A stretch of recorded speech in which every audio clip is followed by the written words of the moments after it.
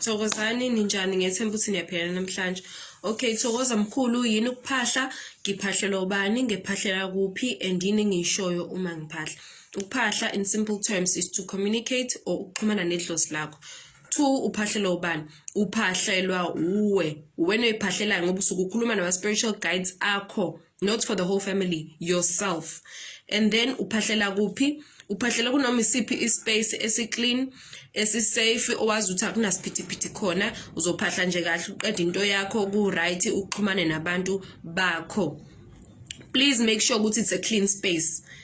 Ungaphahlela endaweni engcolile namafuhlufuhlu, no. Clean space. And then ngesikhathi ngiphahla mkhulu ngenze njani? First of all, you don't just wake up and decide today ngifuna ukuphahla. No. Uyayiplana iphahla ring yakho. So, before uphahle, uzoplana ukuthi uzophahla amakhandlela kanjani, ubani ofuna ukuxhumana naye. Ngesikhathi usudecide ukuthi ufuna ukuxhumana nobani, yini ozoyisho mawusuxhumana naye. Also, ungaphahli ufaka isikhindi, ube nje umuntu nje ungazathi uyebholeni noma uyakubangani bakho. No, be respectable. Faka iduku lakho uma umuntu wesifazane, ufaka ingubende, ubonakala ukuthi ukhuluma nabantu abadala.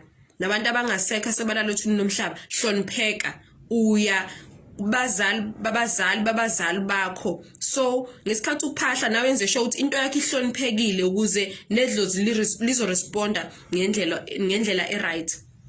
So uma ngithi you plan ukuphahla kwakho, you plan njengoba usukuzoya kumzali wakho. Kumzali ovela uthi hey wemama ngizoya endaweni ukuthi ngelangela ukuthi washa kwacima show kunjalo sekuphele kanjalo ngizofuna ukuthi unginikeze imali ukuthi nokuthi bese uyahamba. No, uyaplan ukuthi konje ngizothini. Umama fanele ngenze sure ukuthi ngimtshela on time khona ezobudgeta ngoba kudinga ku 1 no 2 no 3 uzobuhamba nobani kanjani. Same thing ngesikhathi uyophahla, yenza sure ukuthi day before ukhulume nama guys noma amadlozi akho, uzothenga lawo makhandlela lawo ufuna ukuphahla ngawo noma lezo zinto oyidingayo for ukuphahla, uyibeke kumsamo wakho noma kuleyo ndawo leyo uzophahla kuyo. And then ekseni usuyavuka, usukhayisa amakhandlela akho, usushisa impepho yakho, uthela isinyemfu sakho, ngabomlotha ngaphahla ngamanzi, usuyakhuluma ke nabo ukuthi Thokozani nabo sibamayani nosibamayani yanibiza, ngicela idlozi lami ithongo lami emele ngiholayo elingivulelayo kuzo zonke izinto, kube yilona elisondelayo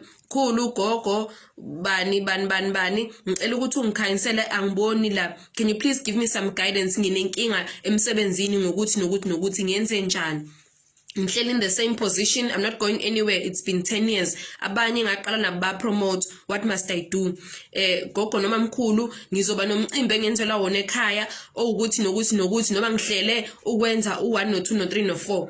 Those are the things oyiphahlela, uyabika, uyacela. So ukuphahla is that to communicate or to talk to ama spiritual guides akho. Ukuthetha idlozi is something completely different, done on your behalf as well, including you by a head of the family. But ngesigxile ekuthenini ubani uthethe idlozi in no, ukuphahla uyiphahlela wena. So anyone is allowed to ukuphahla.